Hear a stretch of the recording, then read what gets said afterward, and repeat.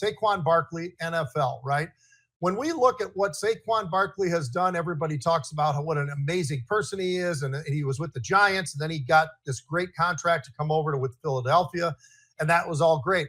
But what people don't know as much about is the fact that this guy, similar to John and I, he's a guy who's a football guy, but he's also combining himself with financial stuff. And what do I mean by that?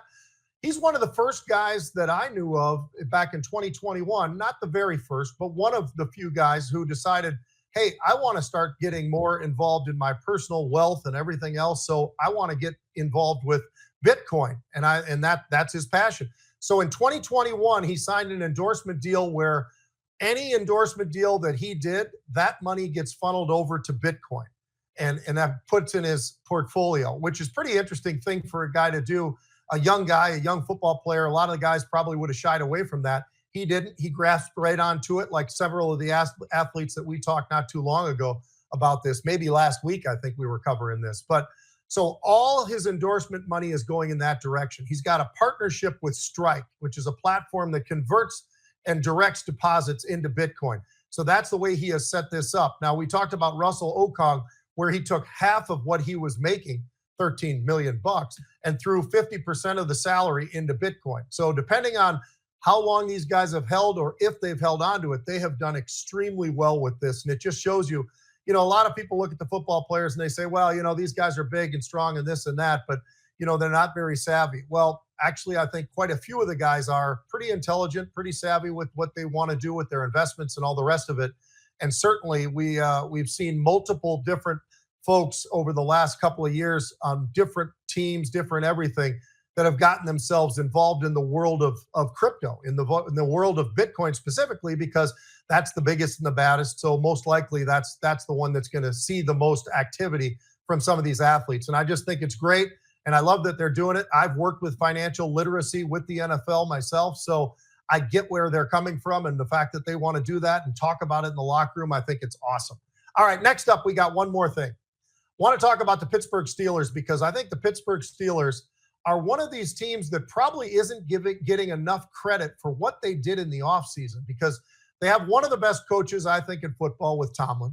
He's a guy has he gotten over it, the top? Not recently, at least, and so people might be a little bit frustrated with that. But he's a guy who's going to get a team, even when the team's not that great, into the playoffs and maybe make a deep run. So what have they done that I'm so excited about? Well, everybody's going to say, well, Pete, yeah, they signed Aaron Rodgers. That's 100% true.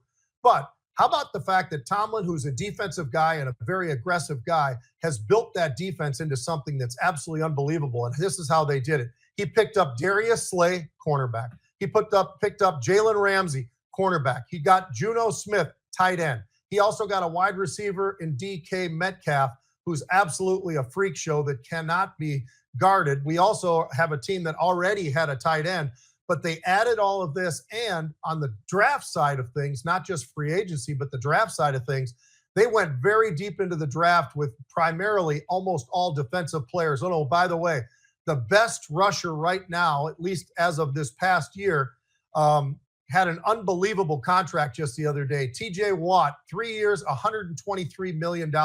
That's the highest payment any player has gotten who is not a quarterback. So gives you a little bit of an idea of how much they think of him, what he's been able to do in his career there. Obviously, his brother was an unbelievable player with the Texans. He's been absolutely a freak show with Pittsburgh. And by the way, one of the guys that they did draft that wasn't a defensive player, Caleb Johnson, probably, arguably, one of the, if not, you could put him right up there with the Heisman Trophy winner, or the second place Heisman Trophy gentleman. But I got to tell you something.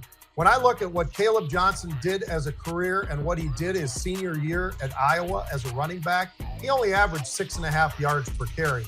I mean, this kid's a freak show as well. The Pittsburgh Steelers are a team that's going to be very, very good this year. They're in a great conference division and all the rest of it, but they could get to the top.